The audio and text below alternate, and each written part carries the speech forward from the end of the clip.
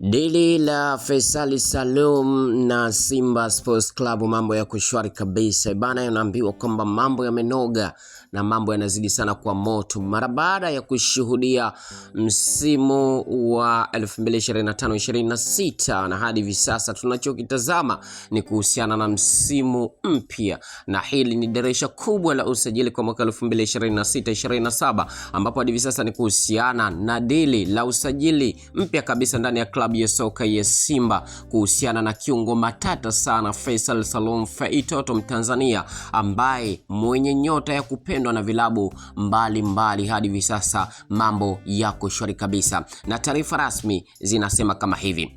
Bana, taarifa kutokea ndani ya klabu ya soka ya Simba zinaeleza kuwa klabu ya soka ya Simba tayari imeshamalizana na mchezaji matata sana Faisal Salum Feitoto, kiungo nambari 6 matata sana ambaye akitumikia klabu ya Azam FC, ambapo mara baada ya taarifa kuelezwa kuwa klabu ya Azam FC ilihitaji kuongeza mkataba mpya na kiungo huyo matata sana Faisal Salum Feitoto, lakini mchezaji huyo ameweza kugoma kusaini mkataba mpya na hatimaye ameweza kumalizana na klabu ya soka ya Simba. Hadi hivi sasa na alifokuwa tayari mchezaji huyo ameshakamilisha dili hilo la kujiunga na miamba wa soka nchini Tanzania, Simba Sports Club, na tayari kuweza kuwatumikia hasa kwa msimu unaokuja wa 2026-27. Mengi zaidi tutashuhudia hasa kupitia dirisha kubwa la usajili kwa hadi hivi sasa, na vilabu mbalimbali malengo yao ni kuweza kuhakikisha kwamba wanapambana kwenye msimu mpya wa 27 ili kuweza kupambania taji